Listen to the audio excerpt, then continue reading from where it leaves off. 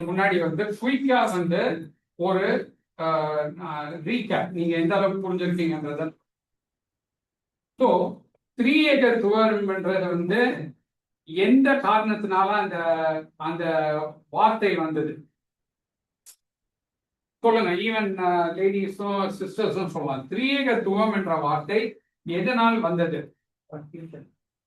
கன்ஃபியூஷனால வந்துச்சு.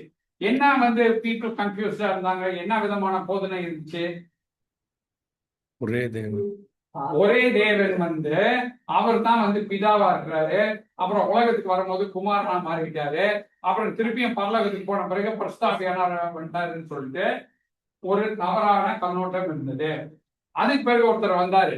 அவர் பேர் உங்களுக்கு ஞாபகம் இருக்கா? ஏரியஸ்ன்றது அவர் பேர். அவர் என்ன சொன்னார்னா, சங்கீதம் 2வது சங்கீதம் 7வது வசனத்துல குமாரன் பத்தி பிதாவான சொன்ன போது இன்று உன்னை ஜெனிப்பித்தேன்னு சொல்றாரு. உடனே அவர் என்ன சொன்னார்னா, அப்ப குமாரன் நித்தியமாக தேவனாக இருக்கல. அவர் ஒரு பர்டிகுலர் பீரியட்ல தான் தேவன் என்ன பண்ணாரு, உருவாக்கினாருன்னு சொன்னார். அப்ப அதுவும் தவறான போதனைன்றத அவருடைய சேம் பீரியட்ல இருந்த அத்னேஷியஸ்ன்றவர் என்ன பண்ணாருன்னா, இது தவறான போதனை. ஒரே தேவனாக இருக்கக்கூடியவர் பிதாவாகவும் குமாரனாகவும் பரிசுத்த ஆவியானவரும் மூவரும் சேர்ந்து ஒரே தேவனாக இருக்கிறார் என்றத அவர் வசனத்தின் மூலமா நிரூபிச்சார். அதை விளக்குறதுக்கு தான் யூஸ் பண்ண பேர் திருத்துவம் ஆர் திரி ஏகம் அப்படின்றத பார்ப்போம். அடுத்த ரீகன், இந்த திரியேக தேவனை குறித்து நம்ம கற்றுக்கொள்ள வேண்டும்னா உலகத்துல என்னெல்லாம் எக்ஸாம்பிள்ஸ் யூஸ் பண்றாங்க?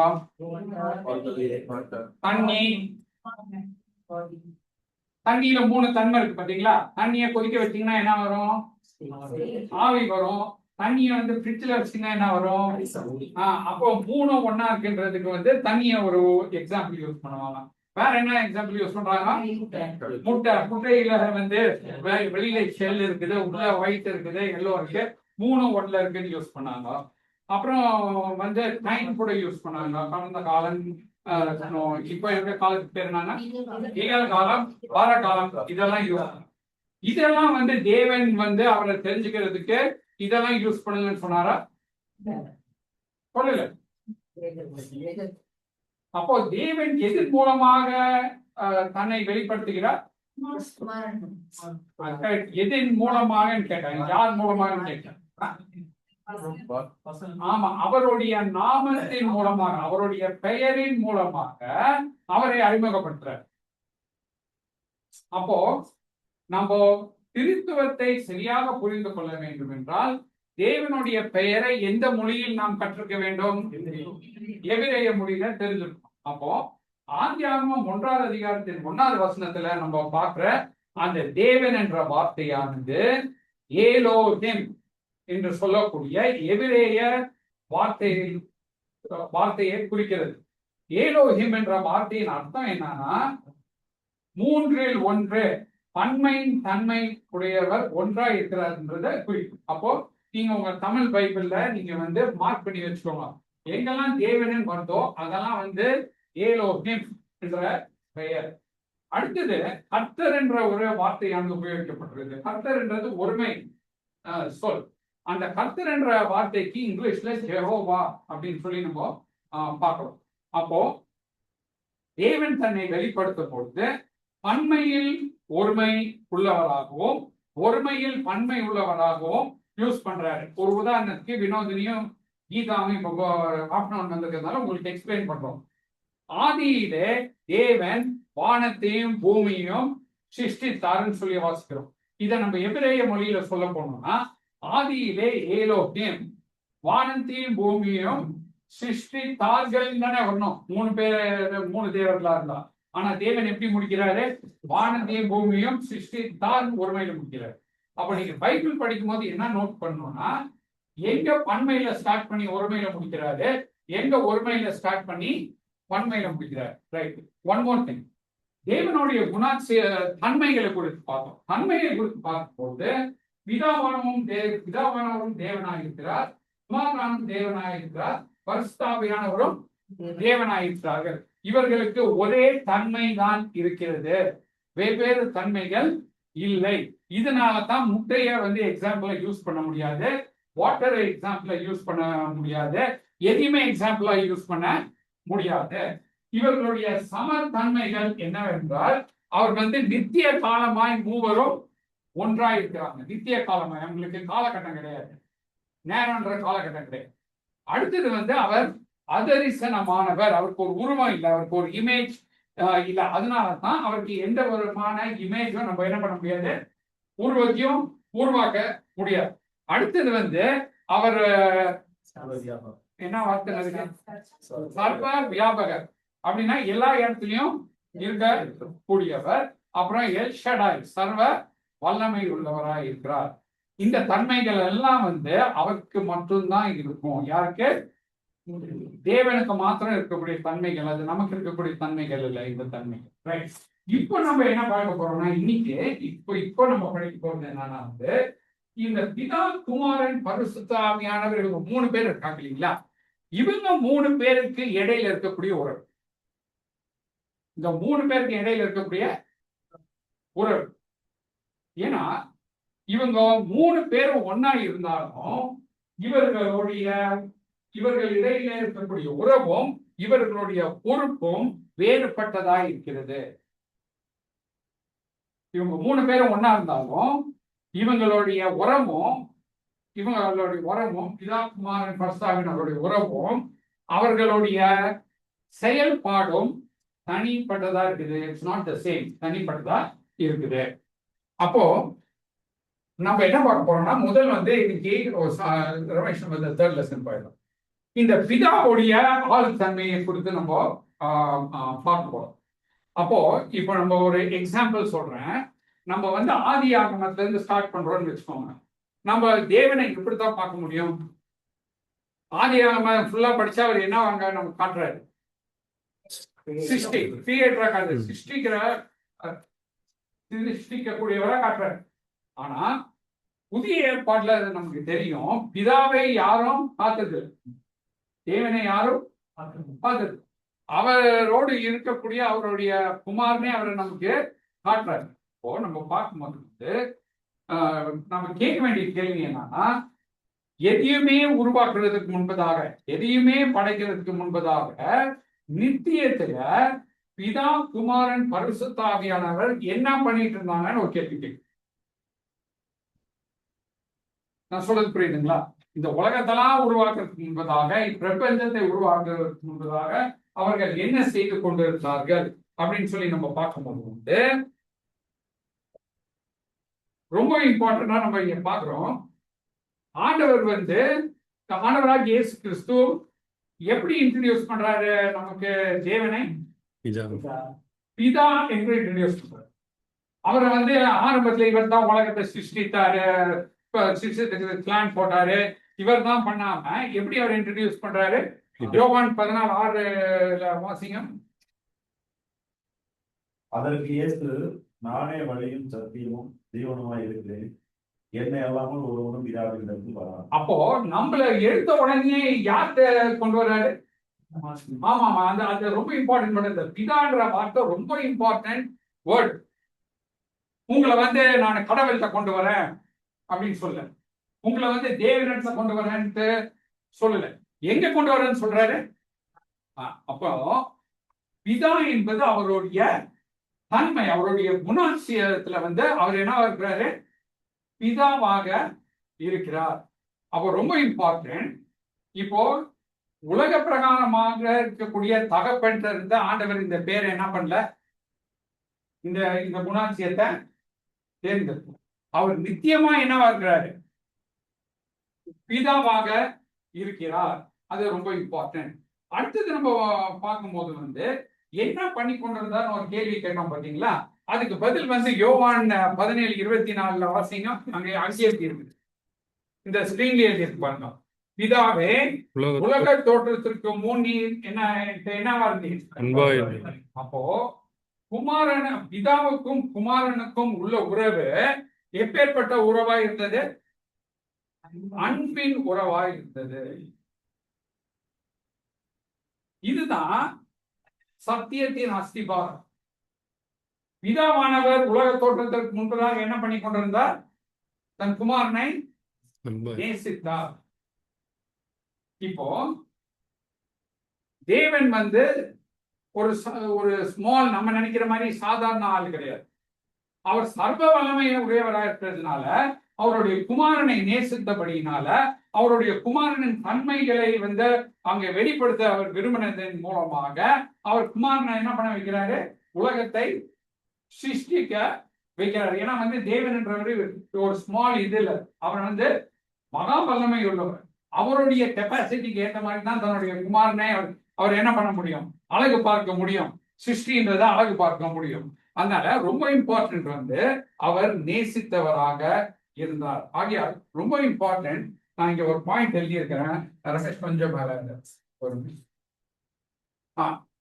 நிறுத்தணும். தேவனுடைய தன்மையின் அஸ்திபாரத்தில் அவர் பிதாவாகிய தேவன் என்பதை வெளிப்படுத்துகிறார். அப்போ ரொம்ப இம்பார்ட்டன்ட் அவரை நமக்கு என்னவா இன்ட்ரடியூஸ் பண்றாருன்னா, ஒரு தகப்பனின் ஸ்தானத்துல இன்ட்ரடியூஸ் பண்றாரு. உலக பிரகாரமான தகப்பன் கிடையாது இவர் பரம தகப்பன், குமாரனுக்கு தகப்பனாய் இருக்கக்கூடியவர், பிதாவாய் இருக்க கூடியவர். அப்போ இவரை குறித்து நம்ம வாசிக்கும் போது கொலோசியர் இந்த வசனங்களை கட்டாயம் வாசிக்கணும். கொலோசியர் 1:16-17 வாசிங்க. ஏனென்றால் அவருக்குள் சகலமும் சிருஷ்டிக்கப்பட்டது, பரலோகத்தில் உள்ளவைகளும் பூலோகத்தில் உள்ளவைகளும் ஆகிய காணப்படுகிறவைகளும் காணப்படாதவைகளுமான சகல வஸ்துகளும், சிங்காசனங்களானாலும் கர்த்தத்துவங்களானாலும் துறைத்தனங்களானாலும் அதிகாரங்களானாலும் சகலமும் அவருக்கென்றும் அவரை கொண்டும் அவருக்கென்றும் சிருஷ்டிக்கப்பட்டது. அவர் எல்லாவற்றிற்கும் முந்தினவர், எல்லாம் அவருக்கு நிலைத்திருக்கிறது. இப்ப நீங்க நல்லா கவனிச்சீங்கன்னா 2 வேர்டு இருக்கு. அவருக்கென்றும்,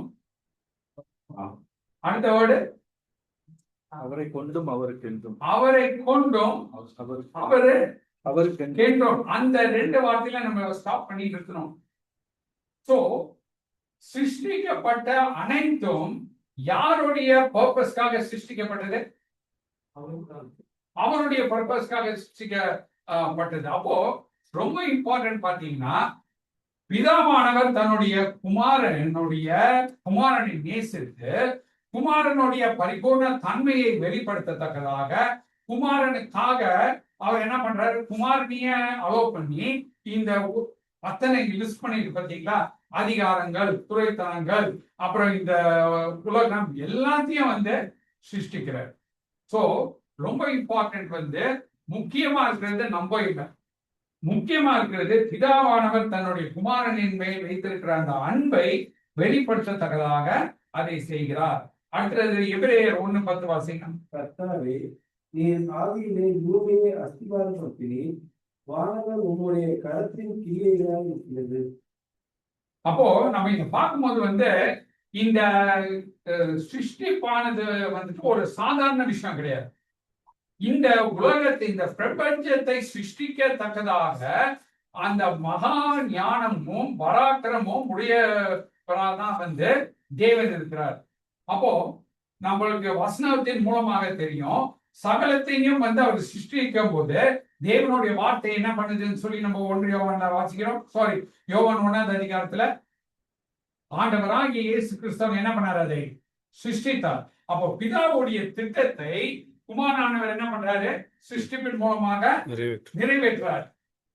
சோ நீங்க பாத்தீங்கன்னா, அது ஒரு அன்பினால், தன் குமாரனின் மேல உள்ள அன்பினால் தரப்பட்டிருக்கிற ஒரு ஸ்லாக்கியம். அப்போ பிதாவானவர் ஆதி முதல் கொண்டு என்ன பண்ணி கொண்டிருந்தாருங்க? தன்னுடைய குமாரனை நேசித்தார். அதனால அவர் என்ன பண்ண வைக்கிறாரு? அவருடைய வல்லமையை, அவருடைய மகத்துவத்தை, அவருடைய பலத்தை காண்பிக்கிற பொருட்டு இந்த பிரபஞ்சத்தை உருவாக்குகிறார், சிருஷ்டிக்கிறார். இப்போ நம்ம என்னதான் விஞ்ஞானத்தை வச்சு படிச்சாலும் நமக்கு இந்த பூமியில இருக்கக்கூடியதுதான் ஒரு சிலது புரியும்.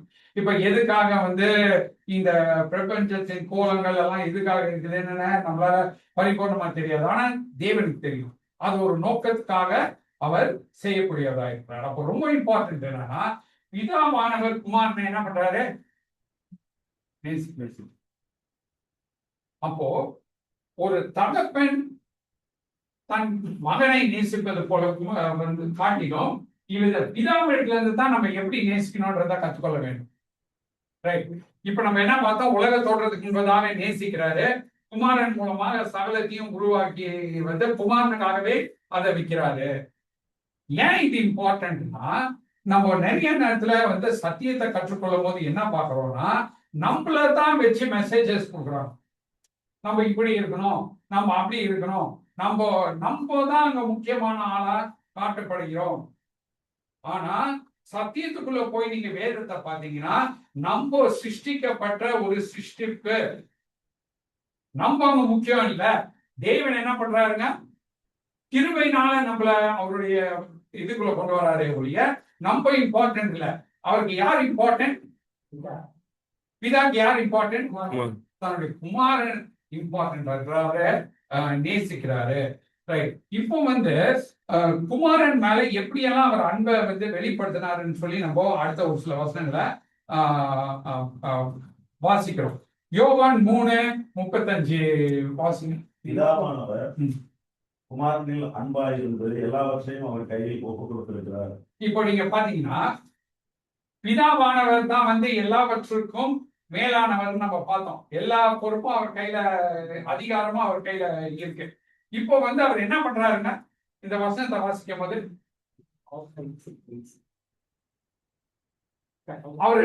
அவர் யாருடைய கையில ஒப்பு கொடுக்கிறாரு அப்படின்னா, நம்ம ஒரு சிம்பிள் லாஜிக் கேள்வி கேட்கலாம். குமாரன் எப்பேற்பட்டவரா இருந்தா ஒப்பு கொடுப்பாரு? அது கரெக்ட். குமாரன் எப்பேற்பட்டவங்களா இருந்தா ஒப்பு கொடுப்பாரு. இப்ப நம்ம ஒரு பொதுவா ஒரு மனிதரிக்கிறதுல பேசலாம். நம்ம எப்பேற்பட்டவங்களுக்கு நம்ம இப்ப நம்ம எல்லாம் இருக்கோம், நம்ம எந்த மாதிரி பிள்ளைங்களுக்கு நம்ம வந்து சரி இதை பாத்துக்கணும்னு கொடுப்போம். கரெக்ட். அது நம்பிக்கை உள்ளவங்க, அதை செய்யக்கூடிய தானி உள்ளவங்க, அத வந்து நம்மளுடைய பேரை காப்பாற்றக்கூடியவங்க, அப்பேற்பட்டவங்களுக்கு உலக பிரகாரமானவங்க என்ன பண்ணுவோம்? அந்த பொறுப்பை நம்ம கொடுப்போம். இங்க என்ன பண்றாரு வந்து பிதாவானவர் தன்னுடைய குமாரன் மூலமாக சகலத்தை சிருஷ்டித்தது மாத்திரமல்ல, அந்த அன்புல என்ன பண்றாரு? பொறுப்பெல்லாம் நீ பார்த்துக்கோன்னு சொல்லிட்டு அங்க குமாரன் இடத்துல ஒப்பு கொடுக்கிறதை நம்ம பார்க்கிறோம். அடுத்தது யோவான் 5:20 வசனத்தை வாசிங்க. பிதாவானவர் குமாரனிடத்தில் அன்பா இருந்து தாம் செய்கிறவைகள் எல்லாம் அவருக்கு காண்பிக்கிறார். நீங்கள் ஆச்சரியப்படத்தக்கதாக இவைகளை பார்க்கிலும் பெரிதான கிரியைகளையும் அவருக்கு காண்பிப்பார். அப்ப இங்க பாத்தீங்கன்னா வந்து பிதாவானவர் வந்து குமாரனுக்கு எல்லாத்தையும் அவருக்கு என்னெல்லாம் பிளான் பண்ணியிருக்கிறாரு, என்னெல்லாம் செய்ய போகிறாரு, எல்லாத்தையும் என்ன பண்றாருன்னு சொல்றாரு, காண்பிக்கிறார். அப்போ இது குமாரன் மேல பிதா வைத்திருக்கக்கூடிய அவருடைய அன்பை காட்டுகிறது. அவருடைய குமாரன் எல்லாவற்றிலும் வந்து சிறந்தவராக, முதல் பேரானவராக இருக்க வேண்டும் என்பது வந்து அங்க காட்டக்கூடிய சத்தியமாய் இருக்கிறது. அடுத்தது யோவான் 14:31 வசனத்தை வாசிங்க. நான் பிதாவில் அன்பாய் இருக்கிறேன் என்றும் பிதா எனக்கு கட்டளையிட்டபடியே செய்கிறேன் என்றும் உலகம் அறிவுபடிக்கு இப்படி நடக்கும். இப்போ இந்த பிதா குமாரன் இடையில உள்ள அன்பான அந்த உறவை எப்படி தெரிஞ்சுக்கிறது, எப்படி அதை நம்ம கண்டுபிடிக்கிறது அப்படின்றதுக்கு ஆண்டவராகிய இயேசு கிறிஸ்து என்ன சொல்றாருங்க? பிதாவின் கட்டளையின்படி நான் செய்கிறேன் என்பதுதான் வந்து அந்த அன்பின் வெளிப்பாடாக இருக்குது. அப்ப நம்ம இங்க வந்து பிராக்டிக்கலா பார்க்கும்போது, குமாரன் மேல பிதாவானவர் அன்பா இருக்கிறாரு. அவர் குமாரனை வந்து அவருடைய மகிமையில எல்லாத்தையும் சிருஷ்டிக்க வைக்கிறார். அவருக்காக அவருக்கு எல்லா ரெஸ்பான்சிபிலிட்டியும் அவர் கையில கொடுத்திருக்கிறாரு, அதிகாரத்தை கொடுத்திருக்கிறாரு. அப்ப குமாரனானவர் அதுக்கு என்ன பதில் சொல்றாரு? அவர் பிதா சொல்றதை நான் கீழ்ப்படுகிறதின் மூலமாக நான் அவரை நேசிக்கிறேன்றதை நான் என்ன பண்றேன்? உலகத்திற்கு காட்டுகிறேன். அப்ப நீங்க பாத்தீங்கன்னா திருத்துவத்துல, திரியேகத்துவத்துல பிதாவானவர் குமாரனை நேசிக்கிறார், குமாரனானவர் அதற்கு ரெஸ்பாண்ட் பண்றார். சோ இதுதான் வந்து நம்ம பிதா குமாரனுக்குள்ள உறவை குறித்து நம்ம பார்க்கிறோம். சோ ரொம்ப இம்பார்ட்டன்ட் வந்து நான் ஒரு பாயிண்ட் இங்க போட்டேன் அந்த வசனத்துக்கு கீழே. பிதாவின் குணாதிசயங்கள் ஒரு உலகத்தில் உள்ள தகப்பனிடத்திலிருந்து வரவில்லை, மாறாக உலக பிரகாரமான தகப்பன் எப்படி தகப்பனாக நேசிக்க வேண்டும் என்று பிதாவாகிய தேவனிடத்திலிருந்து கற்றுக்கொள்ள வேண்டும். இது வந்து ரொம்ப இம்பார்ட்டன்டான ஸ்டேட்மெண்ட். ஏன்னா பிதாவானவர் வந்து நித்தியமாக பிதாவின் குணாதிசயத்துல இருக்கிறார். அன்புல தன்னுடைய குமாரனுக்கு பரிபூர்ணமான எல்லாவற்றையும் அவர் காண்பிக்கிறார், செய்யக்கூடியவராக இருக்கிறார். அப்போ ரொம்ப இம்பார்ட்டன்ட். இப்போ தேவன் ஒரு நபரா இருக்கிறாருன்னு வச்சுக்கோங்க. நித்தியத்திற்கு முன்பதாக அவருக்கு நேசிக்கிறதுக்கு யாரும் இருக்க மாட்டாங்க. ஆனா அவர் திரியேகத்துவத்தில் இருக்கிறதுனால நித்தியத்திற்கு முன்பதாக அவர் உலக தோற்றத்துக்கு முன்பதாக நேசிக்கிறதுக்கு யாரும் இல்ல. அதுக்காக அவர் சிருஷ்டித்து இருந்திருக்கணும் யாருக்காச்சும் நேசம் காட்டுறதுக்கு. சோ அந்த மாதிரி வந்து தேவன் நேசம் காட்டல. அவருடைய அன்பானது வந்து நித்தியத்துல பிதாவானவர் குமாரனை நேசித்தார் என்று சொல்லி நம்ம வாசிக்கிறோம். அடுத்தது வந்து ஆண்டவராகிய இயேசு கிறிஸ்து இந்த பூமியில இருந்தபோது அவர் ஆண்டவராகிய இயேசு கிறிஸ்துவுக்கு பரிசுத்த ஆவியானவரை தருவதன் மூலமாக நேசத்தை காட்டுகிறதைய நம்ம வாசிக்கலாங்க. மத்தேயு 3வது அதிகாரம் 16-17. இயேசு ஞானஸ்நானம் பெற்று ஸ்தலத்திலிருந்து கரையேறின உடனே இதோ வானம் அவருக்கு திறக்கப்பட்டது. தேவ ஆவி புறாவை போல் இறங்கி தம்மேல் வருகிறதை கண்டார். அன்று வானத்திலிருந்து ஒரு சத்தம் உண்டாகி, இவர் என்னுடைய நேசகுமாரன், இவரில் பிரியமாக இருக்கிறேன் என்று சொல்லுவார்.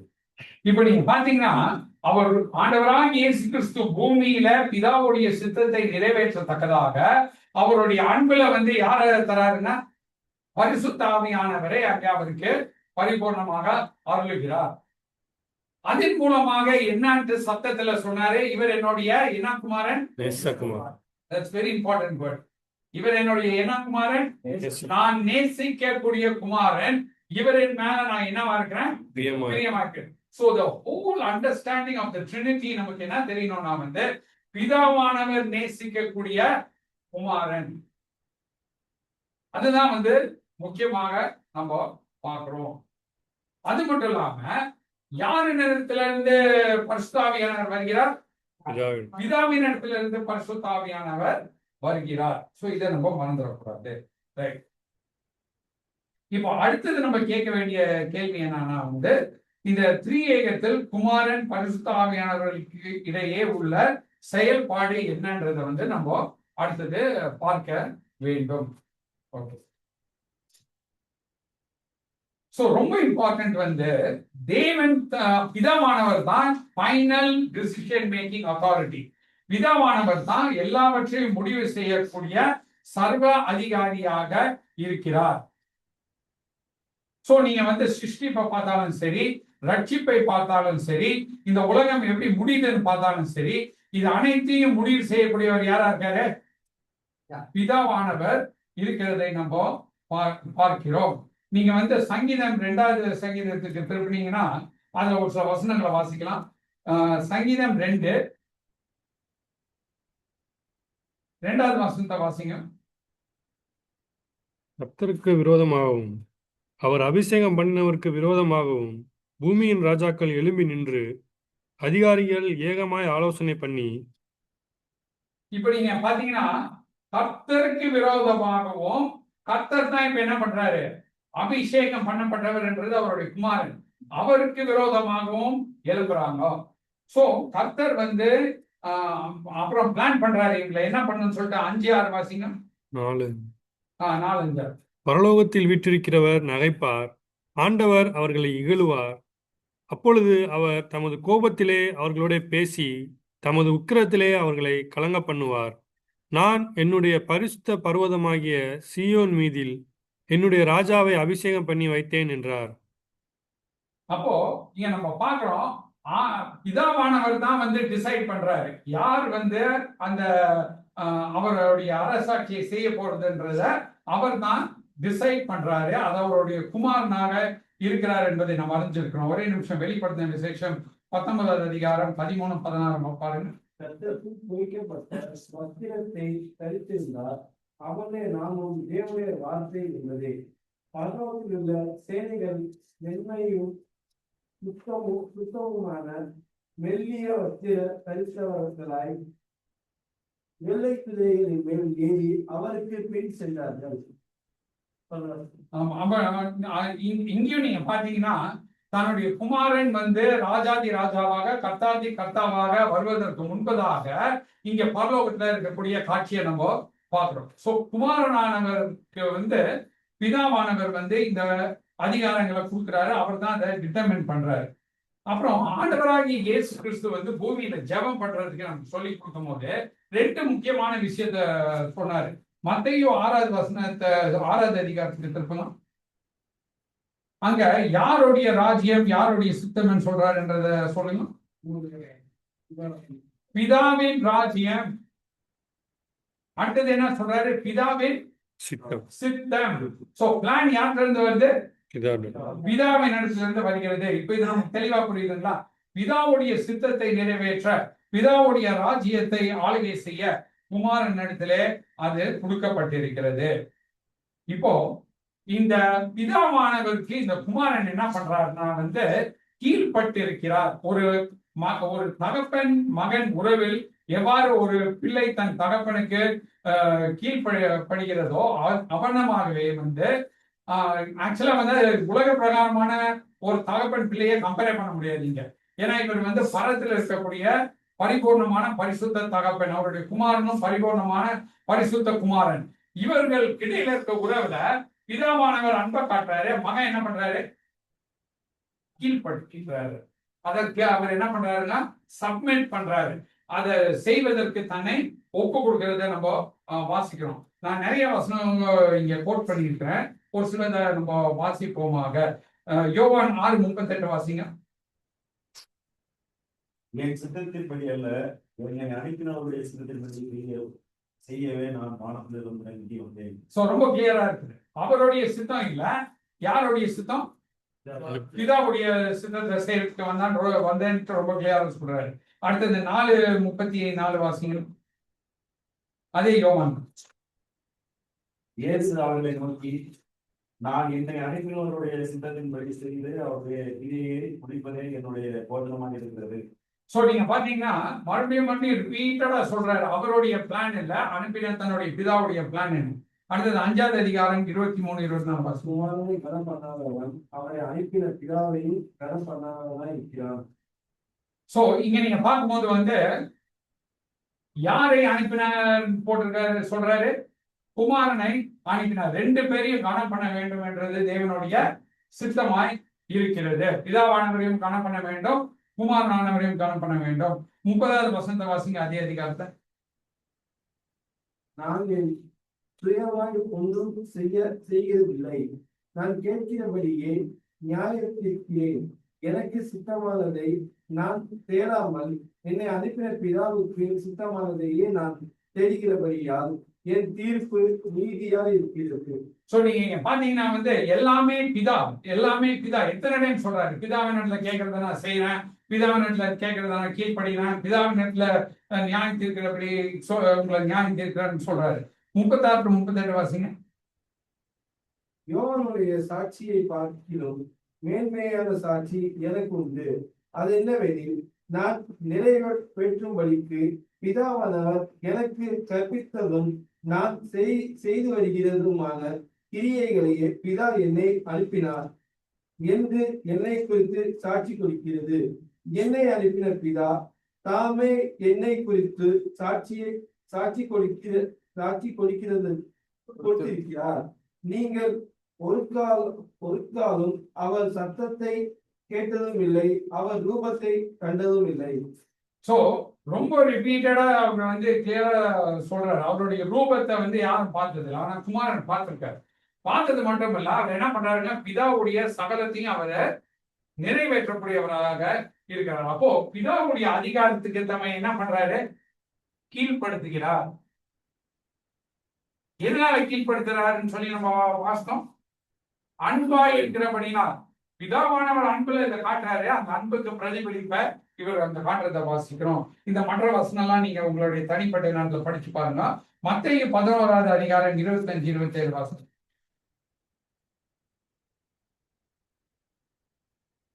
அந்த சமயத்திலே இயேசு சொன்னது, பிதாவே, வானத்துக்கும் பூமிக்கும் ஆண்டவரே, இவைகளை ஞானிகளுக்கும் கல்விமான்களுக்கும் மறைத்து பாலகருக்கு வெளிப்படுத்தினபடியால் உம்மை ஸ்தோத்தரிக்கிறேன்.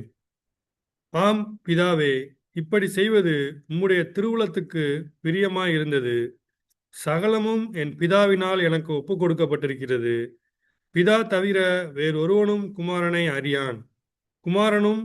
குமாரன் எவனுக்கு அவரை வெளிப்படுத்த சித்தமாயிருக்கிறாரோ அவனும் தவிர வேறொருவனும் பிதாவை அறியான். இந்த வசனத்தை நம்ம பார்க்கும்போது வந்து சகலவற்றுக்கும் ஆண்டவரா இருக்கிறவர் வந்து பிதா, அத்தனைக்கும் ஓனர் வந்து யாருன்னா ஃபாதர். அப்போ அவர் என்ன சொல்றாரு வந்து இந்த ஞானிகளுக்கெல்லாம் தெரியப்படல, நம்மள மாதிரி இருக்கிற ஆர்டினரி பீப்புளுக்கு அதை தெரியப்படுத்தி இருக்கிறாரு. குமாரனை பத்தி யாருக்கு தெரியும்? பிதாவுக்கு தெரியும். பிதாவை பத்தி யாருக்கு தெரியும்? குமாரன். இவங்க ரெண்டு பேருக்கு தான் ஒருத்தர் பத்தி ப்ராப்பரா தெரிந்து கொள்ள முடியும். சோ இதை நம்ம வாசிக்கும் போது என்னங்க தெளிவா தெரியுது, பிதாவுடைய ஒன் அண்ட் ஒன்லி ஃபோக்கஸ் யாரு? இது ஏன் நான் வந்து இப்படி கேட்கிறேன்னா, நம்மளுடைய போக்கஸும் யாரா இருக்க வேண்டும்? குமாரனாக இருக்க வேண்டும். அவர் மூலமா தான் நம்ம பிதாவுக்கு போறோம். ஸோ அதுதான் வந்து இங்க இருக்கிற ஃபோக்கல் பாயிண்ட். அப்போ பிதாவானவருக்கு குமாரன் தான் கீழ்பட்டு இருக்கிறாரு. குமாரனுக்கு பிதா வந்து கீழ்பட்டவராக வசனம் காட்டப்படுவதில்லை. அதனால அது நம்ம ரொம்ப தெளிவாக இருக்க வேண்டும். 1 கொரிந்தியர் 15:28 வாசிங்க. சகலமும் அவருக்கு கீழ்பட்டு இருக்கும் போது தேவனே சகலத்திலும் சகலமாய் இருப்பதற்கு குமாரன் தாமும் தமக்கு சகலத்தையும் கீழ்படுத்தினவருக்கு கீழ்பட்டிருப்பார். சோ நீங்க பாத்தீங்கன்னா ரொம்ப கிளியரா போட்டிருக்குது, சர்வ அதிகாரத்தையும் உடையவர் யாருன்னா பிதா. அந்த பிதாவானவர் குமாரனை நேசிக்கிறாரு. குமாரன் சகலத்தையும் பிதாவுடைய ஆளுகை கீழாக கொண்டு வந்து அவர் என்ன பண்றாருன்னா தன்னை பிதாவுடைய ஆளுகைக்கு கீழாக கீழ்படுத்துகிறார். இது ரொம்ப இம்பார்ட்டன்ட் சத்தியம். அது மட்டும் இல்லாம பிதாவானவர் நேசிக்கிற மகனுக்கு என்ன பண்றாருன்னு சொல்லிட்டு பார்க்கலாம். பிலிப்பியர் 2வது அதிகாரம், இது நமக்கு நன்றாக தெரிஞ்ச வசனம். 9-11 வாசிங்க. ஆதலால் தேவன் எல்லாவற்றிற்கும் மேலாக அவரை உயர்த்தி இயேசுவின் நாமத்தில் வானோர் பூதருக்கும் பூமியின் கீழானவருடைய முழங்கால் யாவும் முழங்கும்படிக்கு பிதாவாகிய தேவனுக்கு மகிமையாக இயேசு கிறிஸ்து கர்த்தர் என்று நாவுகள் யாவும் அறிக்கை பண்ணும்படிக்கும் எல்லா நாமத்திற்கும் மேலான நாமத்தை அவருக்கு சந்தர்ப்பினார். சோ இங்க வந்து பிதாவானவர் என்ன பண்றாரு? அவருடைய குமாரனை எல்லா நாமத்துக்கும் மேலாக உயர்த்துறது மாத்திரம் இல்லாம, கொஞ்ச நாளுக்கு முன்னாடி தான் வாசித்தோம், இந்த மாதிரி வந்து எல்லாவற்றுக்கும் ஆண்டவர் சொல்றாரு. பிதாவானவர் தான் ஆண்டவரா என்னவா இருக்கிறாரு? ஹெட்டா இருக்கிறாரு, ஓனரா இருக்காரு. இங்க ஆண்டவர் என்ன பண்றாரு? தன்னுடைய குமாரனை உயர்த்தி ஓனராக்கி எல்லாரும் அந்த நாமத்துக்கு நேரம் என்ன பண்ணோம்? பணிய வேண்டும். No other choice. அப்போ நம்ம பார்க்கும்போது வந்து ஆண்டவருடைய போக்கஸ் யாரு? பிதாவுடைய போக்கஸ் குமாரன். குமாரனுடைய போக்கஸ் யாரு? பிதாவாக இருக்கிறார். சோ இந்த அண்டர்ஸ்டாண்டிங் நமக்கு விசுவாசத்துல இருக்கும்போது நம்மளுடைய போக்கஸ் நம்மளாவே இருக்க முடியாது. நம்மளுடைய போக்கஸ் எல்லாம் யார் மேல போகும்? குமாரன் மூலமாக பிதாவானவரிடத்துல போகும். இதுதான் வந்து ஃபண்டமெண்டல் விசுவாசத்தின் அடிப்படை. இப்போ அடுத்தது நம்ம என்ன பார்க்கிறோம்னா, பிதா என்ன செய்ய வேண்டும் என்பதை வந்து அவர் தீர்மானிக்கிறார். இதுல சிருஷ்டிப்பினாலும் சரி, அது நம்ம வந்து பார்த்தோம் ஆல்ரெடி, ஆர் வந்து நம்மளுடைய ரட்சிப்பினாலும் சரி. நமக்கு நன்று தெரிஞ்ச ஒரு வசனம் தான் எபேசியர். நம்ம ஃபுல்லா ரீட் பண்ண தேவையில்லை. அப்போ எபேசியர்ல நம்ம வாசிக்கும் போது உலக தோற்றத்திற்கு முன்பதாகவே யார் தீர்மானிக்கிறார்? பிதாவானவர் தீர்மானிக்கிறாரு. நம்மளை பத்தி என்னன்னு தீர்மானிக்கிறாரு? கிறிஸ்துவுக்குள்ளாக நம்ம வந்து பரிசுத்தமும் நீதியும் குற்றமற்றவர்களா இருக்கத்தக்கதாக எப்ப தீர்மானிக்கிறாரு? உலக தோற்றத்துக்கு முன்பதாக தீர்மானிக்கிறார். அதை நிறைவேற்றுவதற்கு தான் தன்னுடைய குமாரனாகிய இயேசு கிறிஸ்துவ பூமியில அனுப்பி நம்ம மீட்டெடுத்தாரு.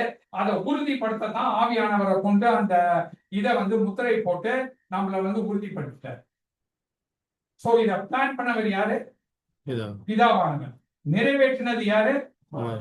அதை வந்து கன்ஃபார்ம் பண்ணது யாரு? பரிசுத்த ஆவியானவர். ரைட். இன்னொன்னு பிதாவானவர் என்ன பண்றாருன்னா, எல்லா விதமான தேர்ட் பாயிண்ட், நன்மையான எந்த ஈவும் பூர்ணமான எந்த வரமும் பரத்திலிருந்து உண்டாகி ஜோதிகளின் பிதாவினிடத்திலிருந்து இறங்கி வருகிறது. அவரிடத்தில் யாதொரு வேற்றுமையும் நிழலும் இல்லை. இதனாலதான் அநீதி செய்யறவங்களும் நல்லா இருக்கிறாங்க, நீதி செய்யறவங்களும் வந்து நல்லாவும் இருக்கிறாங்க, துன்பமும் பண்றாங்க. சோ ஆண்டவர் வந்து பட்சபாதம் பாக்குறதுல, நீங்க இது பண்றதுனால உங்களுக்கு நான் இதை தர மாட்டேன் அது தர மாட்டேன்னு பாக்குறது. நன்மையான எல்லாம் யார்கிட்ட வருதுங்க? பிதாவினிடத்திலிருந்து வருகிறது. அதுதான் ஒரு பிதாவுடைய குவாலிட்டி. பிதான்னு சொல்றவருடைய குவாலிட்டி நம்மள்ட்ட இருந்து எதுவும் கத்துக்க முடியாது. அவற்றிலிருந்து நம்ம என்ன பண்ணலாம்? கற்றுக்கொள்ள கூடும். அது அந்த வசனங்கள்லாம் இருக்கு, நீங்க லேட்டா படிச்சுக்கலாம். சரி, பிதாவானவர் அநேக முறை தன் குமாரனின் மூலமாகவும் பரிசுத்த ஆவியின் மூலமாகவும் நமக்கு வேண்டியதை தந்து அவர் கிரியைகளை செய்கிறார். இது வந்து ரொம்ப இம்பார்ட்டன்ட். அவர் என்னதான் பிளான் பண்றாரோ அதை நிறைவேற்றுறதுக்கு ரெண்டு பேர் இந்த திருத்துவத்துல இருக்கிறாங்க. ஒண்ணு குமாரன், இன்னொன்னு ஒருத்தர் வந்து பரிசுத்த ஆவியானவர்கள் இணைந்துதான் என்ன பண்றாங்க? செயல்படுத்துறாங்க. அதை நீங்க ரட்சிப்பெண் பார்த்தாலும் சரி, சிருஷ்டிப்பெண் பார்த்தாலும் சரி, இது எல்லாத்தையும் அவர் தான் செய்யறாரு. மறுபடியும் நான் எபேசியர் வந்து அங்க கோட் பண்ணி இருக்கிறேன். ஸோ நம்ம யோவான் 1:14 நம்ம வாசிக்கும் போது குமாரனானவர் பிதாவானவரை என்ன பண்றாருங்க? மகிமைப்படுத்தி காட்டக்கூடியவரா இருக்காரு. அந்த வாசிங்க அந்த வசனம்.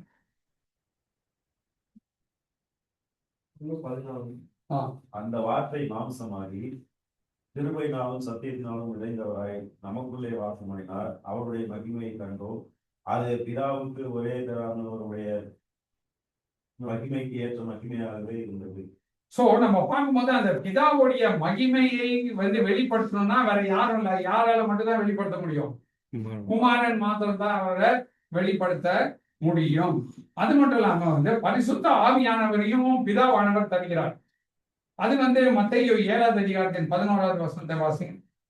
ஆகையால் பொல்லாதவர்களாகிய நீங்கள் உங்கள் பிள்ளைகளுக்கு நல்ல ஈவுகளை கொடுக்க அறிந்திருக்கிறது போல அது பரலோகத்தில் இருக்கிற உங்கள் பிதா தம்மிடத்தில் வேண்டிக் கொள்கிறவர்களுக்கு நன்மையானவைகளை கொடுப்பது அதிக நிச்சயம் அல்லவா?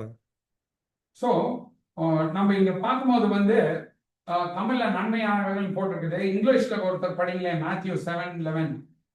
If you then who are evil know how to give good gifts to your children, how much more will your Father who is in heaven give good things to those who ask him? போட்டுருக்கீங்களா? சரி. இது ESV. So இங்க நம்ம பார்க்கும்போது வந்து பிதாவினிடத்துல இருந்து தான் நன்மையான காரியங்கள் என்ன பண்ணுது வருது. அவர் சொல்ற உலக பிரகாரமான நீங்க இப்ப கொடுக்கும்போது பரிசுத்த ஆவியானவரை கொடுப்பதற்கு வந்து அவர் என்னவா இருக்கிறாரு? ரெடியா இருக்கிறாரு. கேட்கிறவங்களுக்கு கொடுக்கறதுக்கு ரெடியா இருக்கிறாருன்னு சொல்லி வாசிக்கிறோம். அப்ப வெளிப்படுத்தின விசேஷம் 5வது அதிகாரம் 1வது வசனமும் 7வது வசனத்தையும் நம்ம பார்க்கும்போது பிதாவானவர் குமாரனை சர்வத்திற்கும் சர்வ அதிகாரியா என்ன பண்ணிட்டாரு? வைத்து விட்டார். அப்போ அந்த அந்த ஜட்ஜ்மெண்ட் என்ற அந்த சீல் இருக்கு பாத்தீங்களா, அந்த டாக்குமெண்ட்டை ஓபன் பண்றாரு. இப்போ நம்ம வந்து வெளிப்படுத்த விசேஷத்துக்கு வரும்போது நம்ம என்ன பார்க்கிறோம்னா, வெளிப்படுத்தின விசேஷம் முழுவதுமாக தன்னுடைய குமாரன் மகத்துவத்திலும் தன்னுடைய குமாரன் சர்வ அதிகாரத்திலும் செயல்படக்கூடியதை வெளிப்படுத்தி காட்டுறது தான் என்னங்க வெளிப்படுத்தின விசேஷம். ஆண்டவர் பூமியில இருக்கும்போது சொன்னாரு, எந்த நேரத்துல வரணும் என்ன பண்ணுன்றதை யார் குறிச்சிருக்கார்? பிதாவானவர் குறிச்சிருக்காரு. அதை வந்து அவர் குமாரனுக்கு வந்து பூமியில இருந்தபோது என்ன பண்ணவில்லை? வெளிப்படுத்தவில்லை. அந்த டேட்டை குறிச்சு வச்சிருக்கிறாரு. ஆனா அந்த டேட் என்னன்றத ஃபைனலைஸ் பண்ணல. ஏன்னா அந்த டீட் டாக்குமெண்ட் இருக்கு பாத்தீங்களா, அது திறந்த பின்னாடி 6வது அதிகாரத்துல இருந்து என்ன நடக்குது? 6வது அதிகாரத்துல இருந்து 19 வரைக்கும் என்ன நடக்குது? உலகமானது நியாயம் தீர்க்கப்படுகிறது. பொருளாதார நியாய தீர்ப்பு, விக்கிர ஆராதனைக்குரிய நியாய தீர்ப்பு, அரசாங்கத்துடைய நியாய தீர்ப்பு, இதெல்லாம் எதுல முடியுது? கர்த்தராகிய இயேசு கிறிஸ்து இந்த பூமியை 1000 வருடம் மரச்சாட்சி செய்யக்கூடிய நிலையில வந்து முடிவடைகிறது. அதுதான் அந்த டாக்குமெண்ட். அப்போ தன்னுடைய குமாரனுடைய மகிமையை பிரஸ்தாபத்தை பார்க்கறது தான் நம்மளுக்கு வெளிப்படுத்துற விசேஷத்தை கொடுத்து இதை வாசிக்கிறவங்க பாக்கியவான்கள், அதை வாசித்து முடிக்கிறவர்கள் ஆம் கர்த்தாவே நீர் வாரம்னு அவருடைய பிள்ளைங்க என்ன பண்ணுவாங்க சொல்லுவாங்க. ஏன்னா அது சொல்லாம இருக்க முடியாது. ஏன்னா அவர் வந்தாவா இவங்களெல்லாம் என்ன பண்ண முடியும், டீல் பண்ண முடியும். சோ நம்ம பார்க்கும்போது பிதாவானவர் தன் குமாரனுக்கு சர்வத்திற்கும் சுதந்திரவாளியாக நியமித்தார். இது ரொம்ப இம்பார்ட்டன்ட் வேர்டு. எபிரேயர் 1:2 வாசிக்கிறோம். தன்னுடைய சொத்துக்கெல்லாம் வாரிசு யாருன்னா குமாரனானவர். சுதந்திரவாளினா என்ன மீனிங்? வாரிசுன்னு இன்னொரு அர்த்தமுடையவராக அங்கே இருக்கிறார். அப்போ பிதாவானவர் நம்மை அவருடைய குமாரனை நேசிக்கும் அன்பில் பங்கு பெற செய்கிறார். ஆகையால் குமாரன் பிதாவின் அன்பில் நம்மை இணைக்கிறார். அதுக்கு நம்ம ஒரு வசனத்தை படிப்போம். யோவான் 17வது அதிகாரம் 24-26.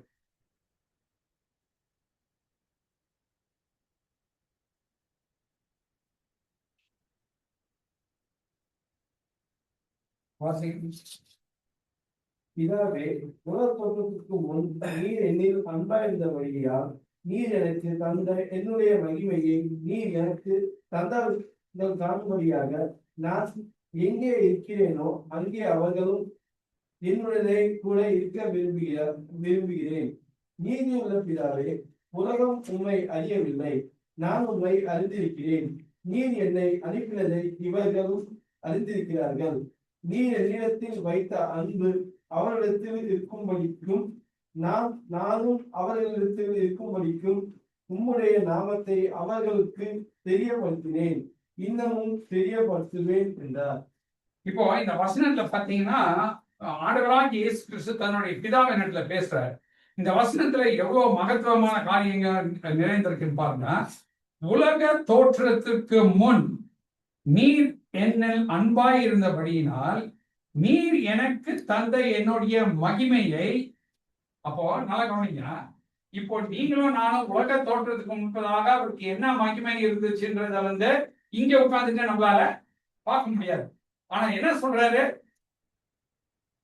அந்த மகிமையை, எனக்கு உலக தோற்றத்துக்கு முன்பதாக இருந்த மகிமையை நம்ம பார்க்கறதுக்காக அவர் அந்த வசனத்துல என்ன சொல்றாரு, நீர் எனக்கு தந்தவர்கள் காணும்படியாக நான் எங்கே இருக்கிறேனோ அங்கே அவர்களும் என்னோட இருக்க விரும்புகிறேன். அப்ப இந்த பூமியில இருக்கிற நம்மள இப்ப என்ன பண்றாரு, பரலோகத்துக்கு அவருடைய நேரத்துல கொண்டு போய் அங்க என்னத்தை காட்ட விரும்புகிறார்?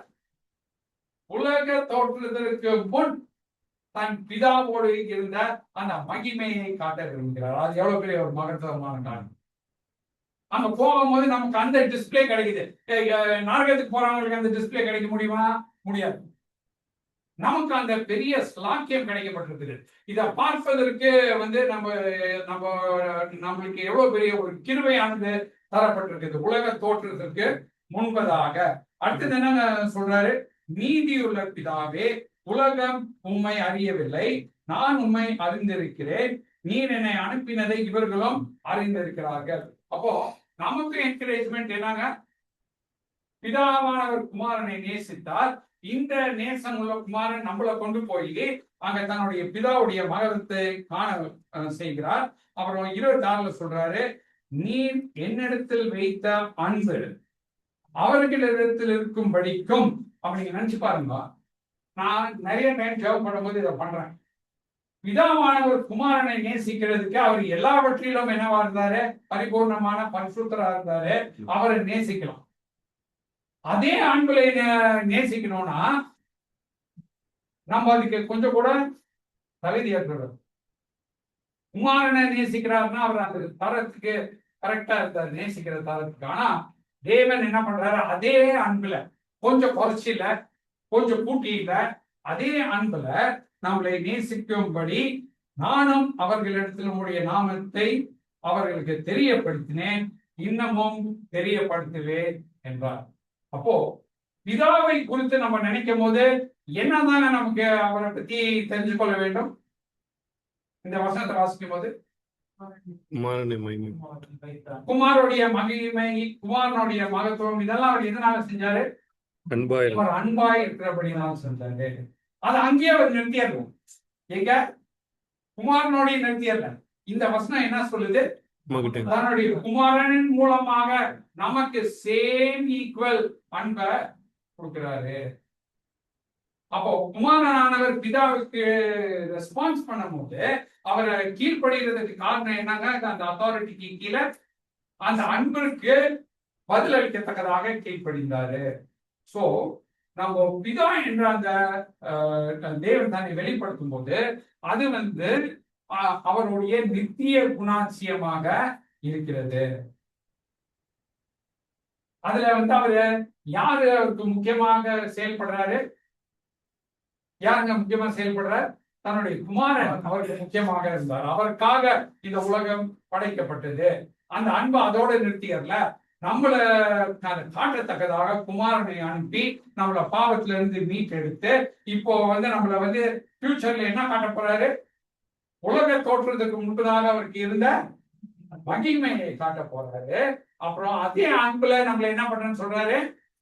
நேசிக்கிறேன்ட்டு சொல்றாரு. அப்போ நீங்க இந்த உலகத்துல நம்மள ஒருத்தர் நேசிக்கல, நம்மள அன்பு செலுத்தப்பட்ட அப்படின்னா இந்த வசனத்தை போய் படிக்கும். இவரை காட்டிலாம் யாராச்சும் நேசிக்க முடியுமா? Very sorry. ஆகையால் அவர் என்னை நேசிக்கிறார் என்ற அந்த நிலைக்கு நம்மளை கொண்டு வர்றாரு. அது மட்டும் இல்ல, கடைசியா இந்த வசனம் வாசிக்கலாம். எபிரேயர் 2:10 வாசிங்க. ஏனென்றால் தமக்காகவும் தம்மாதையும் சகலத்தையும் உண்டாக்கினவர் அநேக பிள்ளைகளை மகிமையில் கொண்டு வந்து சேர்க்கையில் அவர்களுடைய ரட்சிப்பின் அதிபதியை உபத்திரவங்களினாலே பூர்ணப்படுத்துகிறது. அவர் கேட்டபடியா கேட்டதாக இருந்தது. இந்த வசனத்தை நம்ம வாசிக்கும் போது தேவன் இந்த ஒரு குமாரனோட நிறுத்த அவருக்கு இவர் நித்திய குமாரன், அதோட அவர் நிறுத்துறதுக்கு என்ன பண்ணல, முடிவு பண்ணல. அவர் என்ன சொல்றாரு? அநேக குமாரர்கள் எங்க இருக்கத்தக்கதாக? மகிமையில் இருக்கத்தக்கதாக. யாருக்கு கம்பேனியனா இருக்கத்தக்கதாக? குமாரனுக்கு கம்பெனியனா இருக்கத்தக்கதாக முடிவு பண்ணி அவர் நம்மை என்ன பண்றாரு? ரட்சிக்கிறார். சோ நம்மளுடைய நிலை யார் என்று சொல்லி பார்க்கும் பொழுது நம்ம திரியேகத்துவத்தில் உள்ள தேவனுடைய குணாதிசயத்தை பார்த்தோம். பிதா குமாரன் பரிசுத்தாவியானவருடைய மத்தியில பிதாவானவர் என்ன பண்றாருங்க? குமாரனை நேசிக்கிறாரு. குமாரன் பிதாவை என்ன பண்றாரு? கீழ்ப்படிதல், அவருக்கு கீழ்பட்ட, அவருடைய அதிகாரத்துக்கு கீழ்பட்டிருக்கபடினால அந்த நேசத்தை அவர் வெளிப்படுத்தி காட்டுறாரு. அது அங்கேயோட முடிஞ்சதுல பிதாவுடைய அன்பு எங்க ஃப்ளோ ஆகுது? நமக்கும் ஃப்ளோ ஆகுது குமாரன் மூலமா. அங்கேயோட முடிஞ்சதுல அது நித்தியத்துல கொண்டு போய் என்ன பண்றாரு? பரிபூர்ணப்படுத்துறாரு. அதனால அடுத்த டைம் நான் மெயினா நம்மளை பத்தி பேசல, பட் நான் ஜெபத்துல பிதாவே அப்படின்னு நான் கூப்பிடும் போதோ அல்லது அவர் என்னுடைய பிதாவா இருக்கிறார் என்று நான் நினைவு கூறும் பொழுதோ நம்மளுடைய மைண்டுக்கு என்ன ஃபர்ஸ்ட் வரணும்? அவர் என்ன எப்பேற்பட்டவரா இருக்கிறாரு? அன்பா இருக்கிறாரு, நன்மை செய்யக்கூடியவரா இருக்கிறாரு, அவருடைய குமாரனை மகிமைப்படுத்துறதுக்காக நம்மள ரட்சித்திருக்கிறாரு. அப்ப நம்மளுடைய போக்கஸ் எல்லாம் இப்ப எது மேல, என்னத்து மேல போகும்? குமாரனை மகிமைப்படுத்துவதன் மேல போகும். சோ இன்னைக்கு இதுதான் நம்ம எண்ட் பண்ண போறோம் ட்ரினிட்டியை பத்தி லேர்ன் பண்றதுல. நாளைக்கு குமாரன் பிதாக்கும் பரிசுத்தாவியானருக்குள்ள உறவு, அப்புறம் பரிசுத்தாவியானவர் பிதாக்கும் குமாரனுக்குள்ள உறவை பத்தி நம்ம பார்க்க போகிறோம். சோ இந்த நோட்ஸ் உங்களுக்கு அனுப்பப்படும். இதை நீங்க டைம் இருக்கும்போது கொஞ்சம் இன்னும் டீட்டெயிலா நீங்க பார்த்து கற்று போகலாம். இந்த சத்தியங்களை பத்தி நாளைக்கு ஈவினிங் நம்ம க்ளோசிங்ல உங்கள்கிட்ட நான் கேட்பேன். இந்த சத்தியங்கள் உங்களுக்கு எந்த விதத்துல தேவனோடு உள்ள உறவுல கரெக்ட் பண்ணி நீங்க லிவ் பண்ண, அவரை என்ஜாய் பண்ணன்றத நீங்க தெரிவிக்க வேண்டும். ரொம்ப இம்பார்ட்டன்ட் தேவனை நம்ம என்ஜாய் பண்ணணும். தேவனை நம்ம என்ன பண்ண வேண்டும்? ரசிக்க வேண்டும். அவரை அவர் தான் நம்மளுக்கு முக்கியமாக நம்ம ரசிக்க வேண்டும். நீங்க நினைச்சு பாருங்க, நம்ம பரலோகத்துக்கு போனோம்னா யாருடைய மகிமையை மட்டும் நம்ம பார்ப்போம்? தேவனுடைய மகிமையை தான் பார்ப்போம். நம்ம இங்க இருக்கக்கூடிய மொபைல் போன்ல வரக்கூடிய வீடியோஸையோ அல்ல சோசியல் மீடியாவையோ இல்ல இந்த உலகத்துல இருக்கிற கூடிய சொத்து சம்பத்திலையோ பார்க்க போறது இல்லை. யாருடைய மகிமையை பார்க்க போறோம்? தேவனுடைய மகிமையை பார்க்க போறோம். அது அங்க போய் பார்க்கறது வந்து கரெக்டா இருக்குமா? இங்க இருந்தே பார்த்து பழகிறது கரெக்டா இருக்குமா? இங்க இருந்தே அதை பார்த்து பழகினா தான் அங்க போகும்போது அதை நம்ம என்ஜாய் பண்ண. ஸோ இதுதாங்க கன்க்ளூஷன். ஒரு 10 மினிட்ஸ் நம்ம மேல போனோம். பட் இருந்தாலும் வந்து இந்த தேர்ட் செஷன்ல வந்து திரு ஏகத்துவத்தின் முக்கியமான ஒன்றை நம்ம கற்றுக்கிறோம். சரி, நன்றி.